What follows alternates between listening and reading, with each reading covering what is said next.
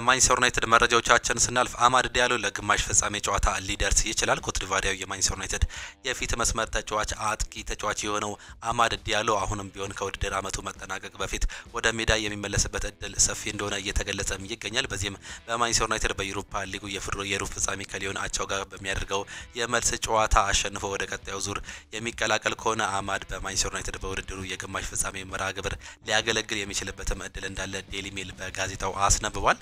ማንቸስተር ዩናይትድ ፊቱን ወደ ጃሚ ሲሞንስ አያዞርም። ከሩበን አሞሪም ማጫወት ስልት ጋር ተያይዞ ቨርሳታይል የሆኑ ተጫዋቾችን ተፈላጊ የሆኑ ተጫዋቾችን ተከትሎ ወጣቱ የሌፕዚግ ተጫዋች የሆነው ጃቪ ሲሞንስ ስሙ ከማንቸስተር ዩናይትድ ጋር በሰፊው ሲነሳ ሰንብቷል። ነገር ግን ንብረትነቱ የፒኤስጂ የነበረው ይህ የ21 ዓመት ተጫዋች በጥር የዝውውር መስኮት ለሌፕዚግ በቋሚ ውል መፈረሙ ይታወሳል። ሆኖም እንደ እውቁ ጋዜጠኛ ዲን ጆንስ ዘገባ ከሆነ ማንቸስተር ዩናይትድ በክረምት የዝውውር መስኮት ይህንን ወጣት ተጫዋች ለማስፈረም ሙከራ አያደርግም። ለዚህም እንደ ምክንያት የተጠቀሰው ሌፕዚጎች ለዚህ ክረምት ተጫዋች የሚጠይቁት ከፍተኛ ዋጋ መሆኑ ነው።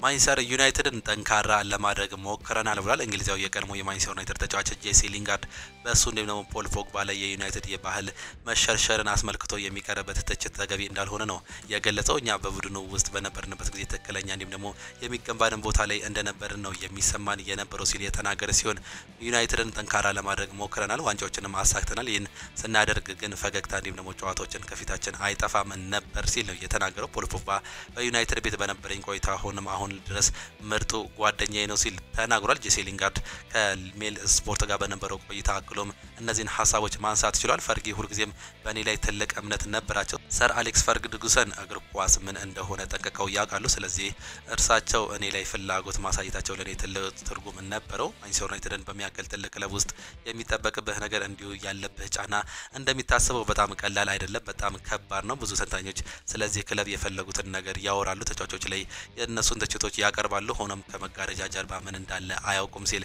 ተናግሯል። ጄሲ በስተመጨረሻም ለኔ ሁልጊዜም ወሳኙ ደስታን ማግኘት ነበር። አሁንም በመጫወትበት ሲኦል ውስጥም ይህንን ካላገኘው ነው ቆይታ የማድረገው። ወደዚህ ክለብ በመምጣት እጅግ በጣም ደስተኛ ነኝ። ኳስ በመጫወት ሁሌም እደሰታለሁ ሲል የቀድሞው የማንቸስተር ዩናይትድ እንዲሁም ደግሞ የእንግሊዝ ብሔራዊ ቡድን ተጫዋች የሆነው ጄሲ ሊንጋርድ ተናግሯል። ሉክ ሾው ወደ ልምምድ መመለሱ ተገለጸ። በጉዳት ምክንያት ለረጅም ጊዜ ከሜዳ ርቆ የቆየው እንግሊዛዊ ተጫዋች ሉክ ሾው ወደ ሜዳ መመለሱ ይፋ ተደርጓል። ተጫዋቹ ካጋጠመው ጉዳት ሙሉ በሙሉ ለማገገም እንደተቃረበ ሲገለጽ በዚህ ሳምንት በግሉ ልምምድ ማድረጉ ነው የተነገረው። ሉክ ሾው አሁን ላይ እጅግ ጥሩ ሊባል በሚችልበት የጤና ሁኔታ ውስጥ እንደሚገኝ ሲገለጽ በቅርቡ ወደ ጨዋታም እንደሚመለስ ይጠበቃል። ዘገባው የሱሊ ሳይዝ ነው። ከክረምት ጀምሮ ከማንቸስተር ዩናይትድ ጋር ስሙ እየተያዘ የሚገኘው ቪክተር ኦሲሜን 63 ሚሊዮን ፓውንድ የማፍረሻ ውል ማንቸስተር ዩናይትዶች የመክፈል ፍላጎት እንዳላቸው ጋዜጣ ዴይሊ ስፖርት ዘግቧል። ተጫዋች ከክረምት ጀምሮ በጥሩ እንዲሁም ደግሞ በሚቀጥለው የክረምት የዝውውር መስኮት ከማንቸስተር ዩናይትድ ጋር ስሙ እየተያዘም ይገኛል። በአሁኑ ሰዓት ላይ ማንቸስተር ዩናይትዶች የእሱን የውል ማፍረሻ 63 ሚሊዮን ፓውንድ ይከፍላሉም ተብሎ ይጠበቃል ሲል ጋዜጣ ዴይሊ ስፖርት በትላንትናው መግለጫ አውጥቷል። አሰልጣኝ ሩበን አሞሪም በማንቸስተር ዩናይትድ ቤት በአሰልጣኝነት እስካሉ ድረስ ማርከስ ራሽፎርድ ወደ ማንቸስተር ዩናይትድ ተመልሶ መምጣት የሚችልበት ምንም አይነት እድል የለውም ሲል ዴይሊ ስታር ዘግቧል። ይህ መረጃ በትላንትናው ዕለት በተለያዩ መረጃዎች እየወጡ ይገኙ ነበር። ይህ ተጫዋች በአስቶን ቪላ ይገኛል በአሁኑ ሰዓት ላይ። ምናልባት እንግዲህ ተጫዋቾቹ የሚመለሱበት እድል ይኖራል፣ በተለይም በውሰት መሰጣታቸውን ተከትሎ። ነገር ግን ማርከስ ራሽፎርድ ምናልባትም ወደ አስቶን ቪላ ቋሚ ዝውውር ያደርጋል፣ አሊያም ደግሞ ወደ ስፔን በማቅናት ሎስ ብላንኮቹ ይጠቃልላል ተብሎ ይጠበቃል ሲል ዴይሊ ስታር ዘግቧል። በሊቨርፑል መረጃዎቻችን ደግሞ ፍሬድኮ ኬዛ በሊቨርፑል ደስተኛ ነው ሲል ወላጅ አባቱ ተናግሯል። ጣሊያናዊው የፊት መስመር ተጫዋች ፍሬድኮ ኬዛ በሊቨርፑል ቤት ደስተኛ መሆኑን ወላጅ አባቱ ገልጿል። ኬዛ በሊቨርፑል ቆይታው ደስተኛ መሆኑን አረጋግጫለሁ፣ ሊቨርፑል ሊጉን እንደሚያሸንፍም ተስፋ አድርጋለሁ ሲል ወላጅ አባቱ ደግሞ ወኪሉ ተናግሯል። የተጫዋቹ ወላጅ አባት ኤንሪኮ አክሎም ኬዛ ጁቬንቱስን በመልቀቅ ሊቨርፑልን በመቀላቀሉ እንደማይጸጸት ነው የገለጹት። ባለፉት ዓመት ሊቨርፑል የተቀላቀለበት ፍሬድሪኮ ኬዛ በሊቨርፑል ቤት በቂ የጨዋታ ጊዜ እንዳላገኘ የሚታወቅ ሲሆን በአሁኑ ሰዓት ላይ ግን ደስተኛ መሆኑ ነው የተረጋገጠው። ሊቨርፑል ዲን ሁይሰንን ያደንቃል፣ እናም ካሁኑ ስለ መልቀቅ አንቀጹ ለመረዳት ንግግሮችን አድርጓል ሲል ፋብሪዚዮ ሮማኖ ዘግቧል። የተጫዋች በሪያል ማድሪድ ራዳር ውስጥም ይገኛል። የበርነማውዙ ታዳጊ ተጫዋች ዲን ሁይሰን የስፔን ተጫዋች በሁለት ክለቦች እየተፈለገ ሲሆን መጨረሻው ካሁኑ ያልተገለጸ መሆኑን ፋብሪዚዮ ሮማኖ ፍንጭ ሰጥቷል። የ19 ዓመቱ የኦሎምፒክ ሊዮን ግራ መስመር አጥቂ የሆነው ማልኪ ፎፋና ወኪል እንዲህ ሲል ተናግሯል። የሱ ልብ ለሊቨርፑል መጫወት ነው። በተከታታይ ቋሚ ሆኖ የመጫወት አቅም አለው። ከዛም አልፎ እንደ መሐመድ ሳላህ እንዲሁም ደግሞ ሳዲዮ ማኔ አፍሪካ ሌጀንዶች ሊተካ የሚችልበትም እድል አለ ሲል ወኪሉ ተናግሯል። አሰልጣኝ አርኔ ስሎት የተለያዩ ሀሳቦችን አንስተው ነበር። አሁን ላይ የቡድን ንግግሬን ሳደርግ ምንም ፍርሃት የለኝም። ሁሉም የማጥቃት ሀሳቦችን እንደሚመሩ ሙሉ በሙሉ እርግጠኛ ነኝ። ለፍርሃትም ሆነ ለመረበሽ ምንም ቦታ የለኝም። ውሳኔን የማደርገው እንደኔ ሁኔታ እንደም ባየሁት ነገር ላይ ነው ሲሉ የተናገሩ ሲሆን ትንሽ የምንጨነቅበት ነገር ቢኖር ፔፕ ጋርዲዮላ እኔ ንግግር የማደርግበት ክፍል ውስጥ ሆኖ ንግግሬን የሚከታተል ከሆነ ብቻ ነው። ተጫዋቾቼ ተለዋዋጭ በሆነ ሁኔታ ለአጋጣሚ ቡድን ተገማች ባልሆነ መንገድ እንዲጫወቱ ነው የምፈልገው። ይህም የኛ ጨዋታ ስታይል ተገማች እንዳይሆን ያደርገናል ሲሉ ነው የተናገሩት። አሰልጣኝ አርነ ስሎት አክለውም አሰልጣኝ ወይም ደግሞ ተጫዋች ሆነ ዋንጫዎችን የማታነሳ ከሆነ ቁጭቱ ለብዙ አመታት አይለቅህም ይከተላል ሲሉ ተናግሯል። ቀጥሎም እንግዲህ በተቻለ መጠን ብዙ ጨዋታዎችን ማሸነፍ እፈልጋለሁ። እናም በደጋፊዎች ትውስታ ሊኖር እንዲሆን እፈልጋለሁ። እንደዛ ለመሆን ደግሞ ዋንጫዎችን በማንሳት አስፈላጊ ነው ብዬ አስባለሁ ሲሉ በትላንትናው ዕለት ተናግሯል። ዴቪድ ኦርነስቲን ለሊቨርፑል የወሳኝ ተጫዋች ኮንትራት ስምምነት ሊጠናቀቅ መዘጋጀቱን ፍንጭ ሰጥቷል። ቀዮቹ መሐመድ ሳላህን ስለመቆየቱ ተስፋ አላቸው ብሎ ምንም እንኳን በዚህ ክረምት ነፃ ወኪል ለመሆን እየተንቀሳቀሰ ባለው ሳላህ ወኪል ላይ እስካሁን የተረጋገጠ ነገር ባይኖርም ነገሮች ወደ ትክክለኛው አቅጣጫ እንደሄዱ ይሰማዋል። ዴቪድ ኦርነስቲን ከዛ አትሌቲክስ ጋር ባደረገው የጥያቄ እንዲሁም ደግሞ መልስ ክፍለ ጊዜ ሲናገር ሊቨርፑል ሁል ጊዜ ሳላይ እንዲቆይ እንዲሁም ደግሞ አዲስ ሁል እንደሚፈልግ ይፈልጋሉ እንደሚችሉ እምነት አላቸው።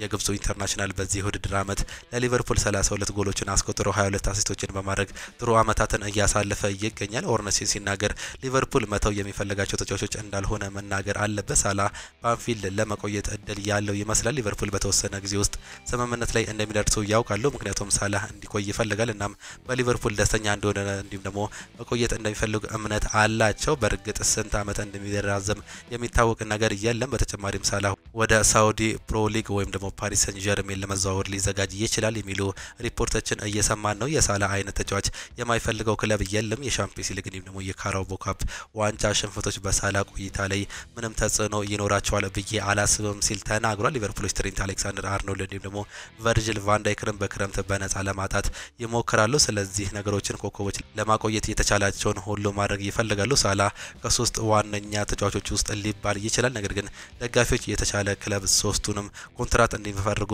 ይፈልጋሉ። በአሁኑ ሰዓት ላይ የነዚህ ጉዳይ ያልተጠናቀቀ ቢሆንም ሞ ሳላህ ግን ይለቃል ብዬ አልጠብቅም ብሏል።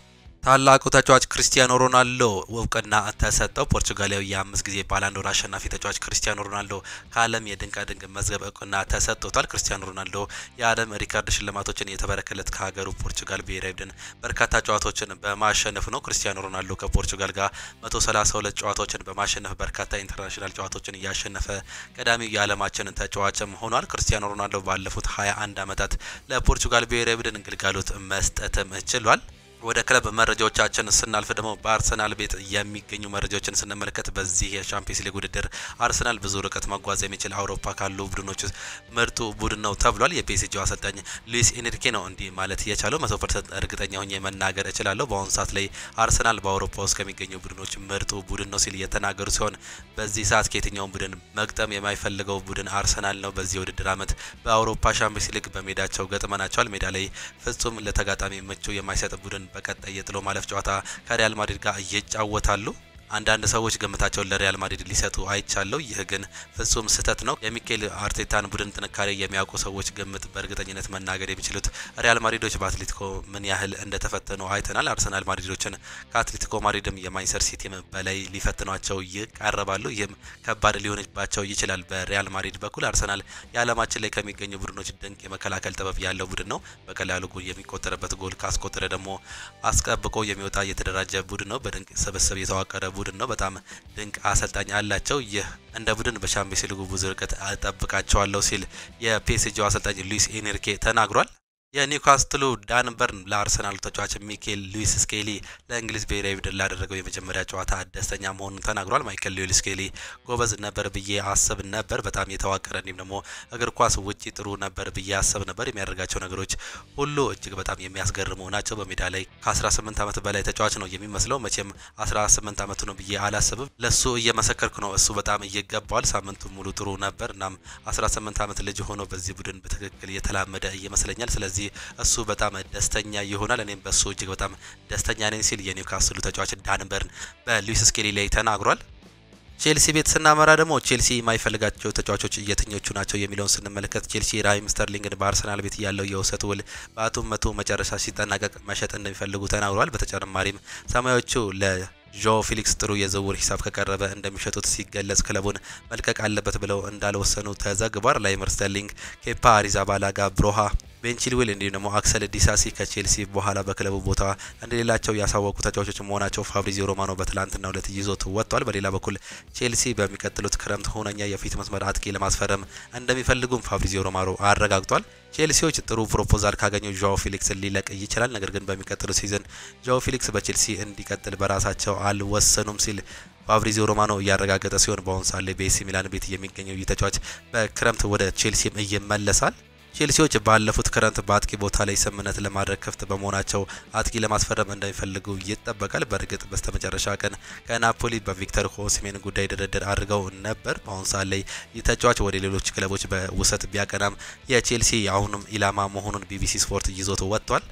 ዳይሬክት ሪያል ማድሪድ ዲን ሁይሰንን በዝውውር ስሙ ከሪያል ማድሪድ ጋር ስላለው ግንኙነት በጣም ደስተኛ ነው። የተጫዋቹ ፍላጎት ወደ እንደዚህ አይነት ደረጃዎች ማደግ መሻሻል ሲሆን ሪያል ማድሪድ መቀላቀል ከሚፈልጋቸው ክለቦች መሀል ዋነኛው ነው ሲል ፋብሪዚዮ ሮማኖ አረጋግጧል። ሊቨርፑልም የዚህ ተጫዋች ፈላጊ ቢሆንም ዋነኛ ፍላጎቱ ግን ወደ ሎስ ብላንኮቹ መቀላቀል እንደሆነ ፋብሪዚዮ ሮማኖ በትላንትናው ዩቲዩብ ገጹ ያነሳው መረጃ ነው። ኤፕሪል ለትሬንት አሌክሳንደር አርኖልድ እጅግ ወሳኝ እንዲሁ ደግሞ ጠቃሚ ወር የሚሆን ይሆናል። እሱ ቅድሚያ የሚሰጠው የሪያል ማድሪድን ጉዳይ ሲሆን ስምምነቱ የላቀ ደረጃ ላይ ይገኛል ሲል ቱቶ መርካቶ ዘግቧል። ጁቬንቱስ በይፋ አሰልጣኙን አሰናብቷል። የጣሊያን ሴሪያው ክለብ ጁቬንቱስ የዋና አሰልጣኙን ቲያጎ ሞታ ማሰናባታቸውን በይፋ አስታውቋል። አሰልጣኝ ቲያጎ ሞታ ጁቬንቱስን በ42 ሲመሩ 18ቱን ጨዋታ ሲያሸንፉ በ8ቱ ተሸንፈው በቀሪው አቻ ማውጣት ችሏል። ጁቬንቱስ በምትኩ ክሮኤሺያውን አሰልጣኝ ኢጎር ቱዶርን በኃላፊነት መሾማቸው ይፋ ተደርጓል። ከዚህ በፊት በጁቬንቱስ ቤት በምክትል አሰልጣኝነት ያገለገሉት አሰልጣኝ ኢጎር ቱዶር በጁቬንቱስ እስከ ውድድር ዓመቱ መጨረሻ መረከባቸው ይፋ የተደረገ ሲሆን ጁቬንቱስ በሊጉ 52 ነጥቦችን በመመዝገብ አምስተኛ ደረጃ ላይም ተቀምጧል። አንተን በመምረጤ አፈር ያለው ሲል ኢንቶሊ ተናግሯል። የጣሊያን ሴሪያው ክለብ ጁቬንቱስ አሰልጣኝ ቲያጎ ሞታን ከኃላፊነት ማሰናበታቸው በስልክ ማሳወቃቸው ተናግሯል። የጁቬንቱስ ስፖርቲንግ ዳይሬክተር ጁሊዮ ኢንቶኒ አሰልጣኝ ቲያጎ ሞታ በዚህ ሳምንት ባነጋገሩበት ወቅት አንቱን በመምረጤ አፈር ያለው ሲሉ እንደነገሯቸው ነው የተዘገበው። ጁቬንቱስ በዚህ ዓመት በሊጉ አምስተኛ ደረጃ ላይ ሲገኝ ከአውሮፓ ሻምፒዮንስ ሊግ እንዲሁም ደግሞ ኮፓ ኢታሊያ ውድድሮች ተሰናብቷል። ክለቡ ባሳየው ደካማ አቋም ምክንያት ስፖርቲንግ ዳይሬክተር ኢንቶሊ ከክለቡ የማሰናበት አደጋ እንደተጋረጠባቸው ሲገለጽ ነበር። ጁቬንቱስ አሰልጣኝ ቲያጎ ሞታን በማሰናበቱ 20 ሚሊዮን ዩሮ የካሳ ክፍያ እንደሚያወጣም ነው የተገለጸው። ኦሊቨር ዡሩ የክብር አቀባበል ተደርጎለታል። የፈረንሳይ ብሔራዊ ቡድን የምንጊዜም ከፍተኛ ግብ አስቆጣሪ ኦሊቨር ዡሩ ዛሬ ምሽት የክለብ አቀባበል እንደተደረገለት ነው የተገለጸው። የፈረንሳዩ ክለብ ብሔራዊ ቡድን ከክሮኤሺያ ጋር ጨዋታውን ከማድረጉ በፊት ኦሊቨር ዡሩ ልዩ አቀባበል ተደርጎለትም ነበር። የ37 ዓመቱ የቀድሞ የአርሰናል ኤሲ ሚላን ተጫዋች ኦሊቨር ዡሩ ባለፉት ዓመታት ራሱን ከብሔራዊ ቡድን ማግለሉ ይታወሳል። በ57 ግቦች የፈረንሳይ ብሔራዊ ቡድን የምንጊዜም ከፍተኛ ጎል አስቆጣሪ የሆነው ኦሊቨር ዡሩ ከብሔራዊ ቡድን ጋር የዓለም ዋንጫንም ማሳካት የቻለ ተጫዋች ነው። በትላንትናው ዕለት በዩኤፋ ኔሽንስ ሊግ የተደረጉ ጨዋታዎች አሉ። በርካታ ጨዋታዎች ናቸው ከቀን ጀምሮ መደረግ የቻሉት። ጆርጂያ አርሜኒያን አስተናግዶ ትላንትና 6-1 በሆነ ሰፊ ውጤት በሜዳቸውና በደጋፊዎች ፊት ማሸነፍ ሲችሉ አይስላንድ በሜዳው በኮሶቮ 3-1 ተሸንፈዋል። ስሎቬኒያ ከስሎቫኪያ ጋር ያደረጉትን ጨዋታ 1-0 በሜዳቸው ያሸነፉ ሲሆን ሃንጋሪ በቱርኪ በሜዳቸው እንግዲህ 3-0 መሸነፋቸውን ተመልክተናል። ሰርቢያም ከኦስትሪያ ጋር ያደረገችውን ጨዋታ 2-0 ሳታሸንፍ ግሪክ ከሜዳዋ ውጪ እንግዲህ ስኮትላንድን 3-0 በሆነ ውጤት አሸንፋ መመለስ ይችላልች። ስኮትላንድ በሜዳቸው ነው 3-0 እየተሸነፉት። አየርላንድም ከቡልጋሪያ ጋር ያደረጉት ጨዋታ ነበር 2-1 በሆነ ውጤት ነው መጠናቀቅ የቻሉት። ቤልጂየም ከዩክሬን ጋር ያደረጉትም ጨዋታ ነበር በቤልጂየም የተደረገ ጨዋታ ነበር ይህ ጨዋታ። በዚህም እንግዲህ ቤልጂየም 3-0 በሆነ ውጤት ማሸነፍ ችሏል። ሮሜሮ ሉካኩ ትላንትናም 2 ጎሎችን ማስቆጠር ችሏል። ማክሲም ዲካይፑር ነው ሌላኛውን ጎል ማስቆጠር የቻለው። ኬቨን ድብሪነም ትላንትና አሲስት ማድረግ የቻለ ተጫዋች ነው። ጄሬሚ ዶኩም ሌላ ሌላኛው አሲስት ያደረገ ተጫዋች መሆኑን ነው ቤልጂየም በኩል መመልከት እየቻለው። ሌሎች ጨዋታዎችም ተደርገው ነበር። በእነዚህ መካከል እንግዲህ ያልተጠበቁ እንዲሁም ደግሞ እጅግ በጣም ማራኪ ጨዋታዎችን መመልከት ይችላል። ምሽት ላይ ስፔን ከኔዘርላንድ የነበረው ጨዋታ እጅግ በጣም አስገራሚ ነበር። እንዲሁም ደግሞ ጀርመን ከጣሊያን፣ ፍራንስ ከክሮኤሺያ፣ ፖርቹጋል ከዴንማርክ ያደረጓቸው ከባባድ እንዲሁም ደግሞ ማራኪ ጨዋታዎች ነበር። በተለይም በስፔንና በኔዘርላንድ መካከል የተደረገው ጨዋታ እጅግ በጣም ማራኪ ነበር። በኔዘርላንድ በተደረገው የመጀመሪያ ጨዋታ ላይ 2-2 መጠናቀቁ የሚታወስ ጉዳይ ነው። በትላንትናው ጨዋታም እንግዲህ በመጀመሪያው በመደበኛው በ90 ደቂቃ እንዲሁም ደግሞ በተጨማሪ ደቂቃ አጠቃላይ 3-3 በሆናቸው ውጤት ማጠናቀቅ ችለው ነበር። ከዛም በኋላ በፔናልቲ ሹታውት ስፔን ኔዘርላንድን 5-4 በሆነ ውጤት በማሸነፍ እንግዲህ ማጠናቀቅ ችላ ነበር። ትላንትና በ8ኛው ደቂቃ ላይ የሪያል ሶሴዳዱ የአጥቂ ስፍራ ተጫዋች የሆነው ኦያርዛባል በፔናልቲ የመጀመሪያውን ጎል አስቆጠረ። ከዛ በኋላ በሁለተኛው አጋማሽ ሜምፊስ ዴፓይ ለኔዘርላንድ በፔናልቲ በ54ኛው ደቂቃ ላይ አቻ ማድረግ ቻለ። ከዛ በኋላ ዳግም ኦያርዛባል እንግዲህ በ67ኛው ደቂቃ ላይ 2-1 እንዲመሩ ማስቻል ቻለ። ያን ማትሰን በ79ኛው ደቂቃ ላይ አቻ ማድረግ ችሎ ነበር። በዚህም በ90ኛው ደቂቃ እንደዚህ ሌሎች ጎሎች ባለመቆጠራቸው ምክንያት 2-2 ማጠናቀቅ ቻሉ። ተጨማሪ 30 ደቂቃዎችን ከተጨመሩ በኋላ ታዳጊው እጅግ በጣም በዚህ ዓመት ራሱን እያሳየ የሚገኘው የባርሴሎናው የላማሲያ ታዳጊ የሆነው ላሚን ያማል በ103ኛው ደቂቃ ላይ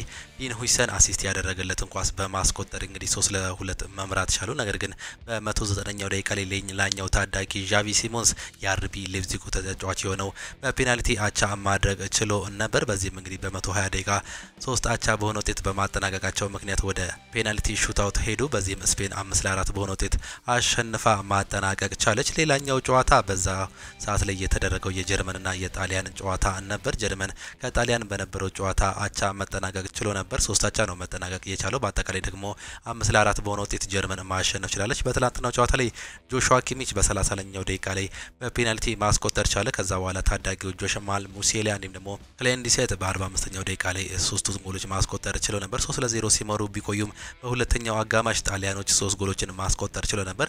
ሞይስኪን 2 ጎሎችን እንዲሁም ደግሞ ራስፓዶሪ በ90ኛው +5 ላይ በፔናልቲ በማስቆጠር 3-3 ማጠናቀቅ ችለው ነበር። ሌላኛው በተመሳሳይ ላይ ሰዓት ላይ የተደረገው ጨዋታ የፍራንስና የክሮኤሺያ ጨዋታ ነበር።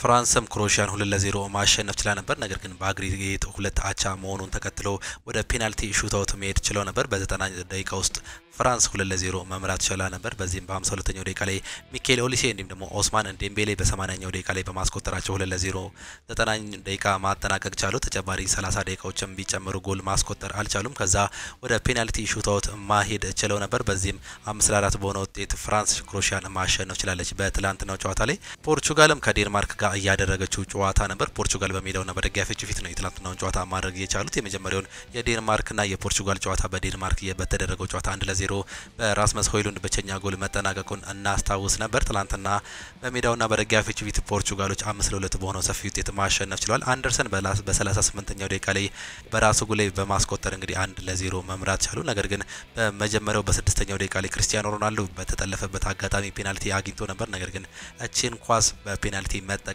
አልቻለም ክርስቲያኖ ሮናልዶ። ከዛም በአንደርሰን ጎል የመጀመሪያውን ጎል በማስቆጠር እንግዲህ በራሱ ጎል ላይ በማስቆጠሩ 1-0 ፖርቹጋል መምራት ቻለች። ከዛ በ56ኛው ደቂቃ ላይ ክርስቲያንሰን አቻ ማድረግ ችሎ ነበር ከክርስቲያን ኤሪክሰን የተሻገረለትን ኳስ። ከዛ 72ኛው ደቂቃ ላይ ታላቁ ተጫዋች ክርስቲያኖ ሮናልዶ ለራሱ የመጀመሪያውን ለቲሙ ደግሞ ሁለተኛውን ጎል ማስቆጠር ቻለ። ነገር ግን ከ4 ደቂቃዎች በኋላ ፓትሪክ ዶርጉ አሲስት ያደረገውን ኳስ ክርስቲያን ኤሪክሰን በማስቆጠር 2-2 ማድረግ ችለው ነበር። ከዛ በኋላ ትሪንካው ተቀይሮ የገባው የተጫዋች ከኑኖ ሜንዴዝ የተሻገረለትን ኳስ በ86ኛው ደቂቃ ላይ በማስቆጠር 3-2 መምራት ቻሉ። በአግሪጌት ደግሞ 3-3 መሆን ቻሉ። በ90 ደቂቃ ይህ መጠናቀቁን ተከትሎ ወደ ኤክስትራ ታይም 30 ደቂቃ ተጨምሮ ተጠናቀቀ። ከዛም 30 ደቂቃ ተጨምሮ ነበር። በዚህም ትሪንካው ተቀይሮ የገባው ለራሱ ሁለተኛውን ለቲሙ አራተኛውን ጎል ማስቆጠር ቻለ። በ115ኛው ደቂቃ ላይ ደግሞ በክርስቲያኖ ሮናልዶ ተቀይሮ የገባው የፒኤስጂው ተጫዋች ጎንካሎ ራሞስ አምስተኛውን ጎል በማስቆጠር 5-2 በሆነ ውጤት በማሸነፍ በአጠቃላይ ደግሞ 5-3 በሆነ አግሪጌት ውጤት በማሸነፍ እንግዲህ ትላንትናውን ጨዋታ ማጠናቀቅ ችሏል። ትላንትና ክርስቲያኖ ሮናልዶ እንግዲህ ሌላኛውን ጎል ለሀገሩ እንዲሁም ደግሞ ለራሱ ማስቆጠር ችሏል። ትላንትና እንግዲህ የዓለም ወርልድ ሪከርድ ላይ መመዝገቡን ነግረናቸዋል። እየተጫዋች ራሱን በብዙ ነገሮች እየለወጠም ይገኛል። በሀገራት 132ኛው ጨዋታውን በማድረጉ ነው ትላንትናም እንግዲህ ሽልማት እየደረሰው። በትላንትናው ጨዋታም አንድ ጎል በማስቆጠር ቲሙ 5-2 በሆነ ውጤት ማሸነፍም ችሏል።